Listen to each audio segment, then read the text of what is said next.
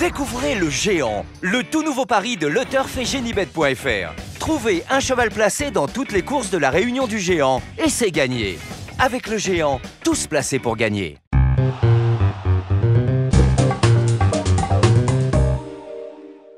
Bonjour à tous, heureux de vous retrouver sur le plateau pour votre quotidienne reçue 5 sur 5, l'émission du Quintet Plus et du Top 5. Pour m'accompagner, aujourd'hui, j'ai le plaisir de recevoir Emmanuel Ballot. Bonjour Emmanuel. Salut Philippe, bonjour à tous et à toutes. On a un super quintet du côté des Vincennes. Super quintet ce samedi à Vincennes, le prix Jean Gabin, une épreuve pour 7 à 10 ans sur 2850 mètres. Un recul de 25 mètres à 165 000 sera son importance. On va le répéter, un lot de qualité, mais avec des bases qui semblent assez solides. Oui, mais le quintet est très ouvert. Je pense qu'ils sont une bonne douzaine à avoir une réelle chance. Il va falloir faire des choix. Est-ce que c'est le premier poteau ou le second qui va faire qu'on va être proche de la vérité? Je n'ai pas de certitude absolue, mais il y a des bases. Il y a des bases. Je pense quand même. Allez, on les écoute tout de suite. On y va avec les bases. On attaque avec la concurrente la plus riche, le numéro 18, Utinka Seloise. Devant le numéro 12, le petit cheval préféré de Philippe, Unbridled Charm. Le 9, Tabasco des Vols. Le 15, Ulf du Noyer. Le 5, Hugo Durzi. Le 3, Torbato de Lucille. Le 6, Vallée d'Annie. Et le 2, Véritable Crack. Ouais, voilà, j'attendais justement. Véritable Crack. Transition est toute trouble. Arrêtez, ça me gêne. Allez, on rebondit tout de suite sur votre favorite, le 18, Utinka Seloise. Elle a remporté l'étape du GNT, c'était à Lyon-la-Soie. Bon, elle a fait ses preuves à Vincennes. Elle est bien engagée au plafond des gains. Elle aura ses preneurs, mais c'est pas la favorite tout indiquée quand même, non? J'ai l'impression. Parce qu'elle n'a pas gros de marge, mais c'est une super acquisition de Jean-Michel Baudouin, parce qu'auparavant, elle était entraînée par Jacques Bruno. Cet hiver, ça ne s'est pas bien passé, mais ça a été plusieurs fois la note dans des quintets, notamment un coup sur ce parcours des 2008 de la Grande Piste. Elle gagne une étape du GNT, ce n'est pas donné à tout le monde. Ce sont des quintets bien composés et des vraies courses. Elle n'a pas gros de marge, elle ne va pas gagner de 100 mètres. Mais c'est une course visée, déférée des 4. D'ailleurs, Jean-Michel Baudouin a vraiment fait de ce quintet une cible. Il a repéré l'engagement depuis l'étape du GNT, donc ça remonte à plusieurs semaines. C'est pas Jean-Michel Bazir qui est au sulky et pour cause. Jean-Michel a récupéré dans ses box Vallée d'Annie, donc il est obligé d'entraîner et de driver la jument qui l'entraîne désormais. Logique. Par contre, c'est François Lagadoc, aucun problème. François Lagadoc, ce n'est autre que le propriétaire.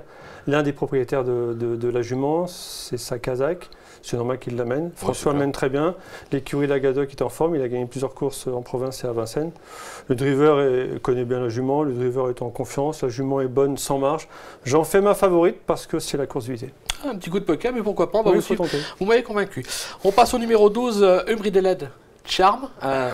Quelle prononciation. On va être obligé de le prononcer. Je m'améliore. Au bout du troisième fois, on va y arriver.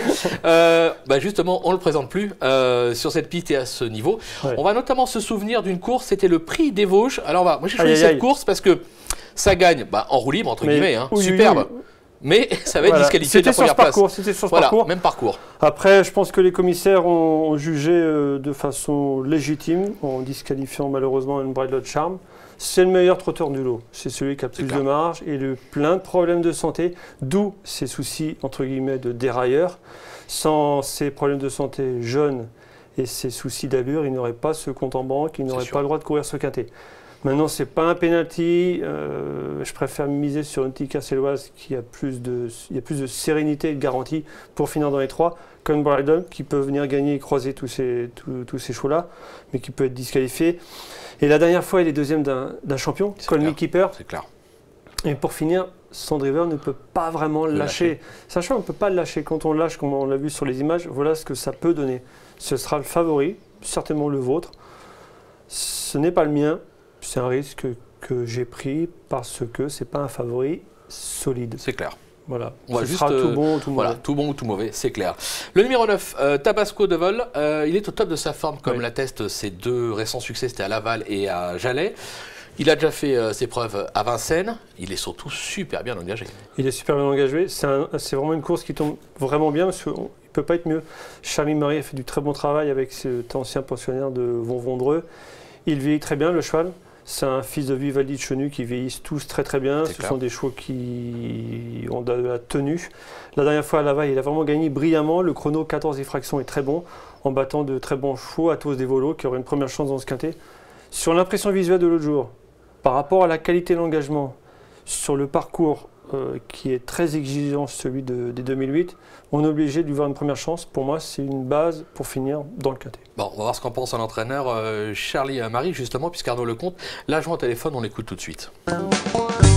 Charles Marie, vous êtes l'entraîneur de Tabasco des Vols au départ du quintet de samedi, un Tabasco qui s'est montré impressionnant à Laval dernièrement. Ouais, c'est vrai qu'il a mis un bon coup de collier pour finir et il a repris un départ, entre guillemets. Il a l'air d'avoir retrouvé une seconde jeunesse depuis qu'il est chez vous. Ouais, voilà, changement d'environnement, il se fait bien à la maison, c'est un cheval très dur. Là, je tombe pile poil sur l'engagement de Vincennes qui est magnifique. Après, il ne faudra pas négliger l'opposition à 25 mètres, surtout sur la grande piste. Après, ça lui offre quand même une place dans le quintet, à mon avis, il y a un parcours correct. Bon, on n'a rien à rajouter, une place dans le quintet avec un parcours correct. On n'a pas tout bien entendu, mais on a compris qu'il était confiant. Voilà, exactement. Le 15, Ulf du Noyer, un cheval qui est pétri de qualité, mais qui n'est jamais à l'abri d'une bêtise. Il excelle sur la grande piste de Vincennes, même aux 25 mètres, on est obligé de s'en méfier. Obligé de s'en méfier, oui. Obligé de le garder dans une sélection, non. Parce que ce n'est pas non plus le Ulf du Noyer qu'on a connu quand il était entraîné par Thierry Duval d'Estaing, quand il terminait deuxième d'un certain voltigeur de Myrthe dans la finale du GNT. C'est clair. C'était sur ce parcours, deuxième, puis disqualifié après enquête. Depuis de chemin, de fait, de l'eau qui a coulé sous les ponts, un changement d'environnement, d'entraîneur. Il revient à Vincennes sur un parcours qui lui a réussi. Le cheval est vraiment bien. La dernière fois, c'était l'étape du Trophée Vert à Rambouillet, c'était propre. Derrière un cheval qui a gagné de 100 mètres. Déféré des 4. C'est pas mal quand même. Le parcours lui va bien. C'est Franck Nivard, si je ne me trompe pas. Tout à fait. Franck Nivard qui l'a drivé dans sa prime jeunesse. C'est une belle chance, c'est un outsider amusant. Par contre, lui, c'est pas une base. C'est pas une base. On est d'accord. On passe au numéro 5, Hugo Durzi, qui reste sur une belle série en province avec une victoire et 3 accessites.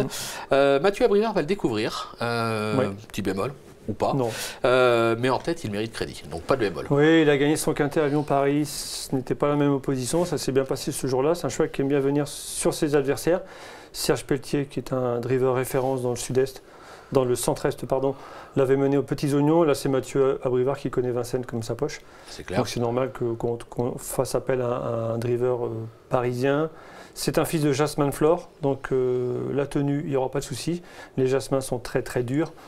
Hugo Durzi, vu ce qu'on vient de voir du côté de Lyon, on est obligé de le garder dans une sélection, mais plutôt pour les places. Il monte un peu de catégorie. Il faut vraiment que ça se passe comme dans un rêve. Comme c'est un cheval qui est meilleur à venir sur les autres, il va vite se retrouver avec les chevaux du deuxième poteau qui lui sont supérieurs. Donc plutôt pour finir 3, 4, 5. Allez, 3, 4, 5, on va voir ce qu'en pense là encore son entraîneur Emmanuel Bouillet, puisque Arnaud Lecomte l'a joint également au téléphone, on l'écoute.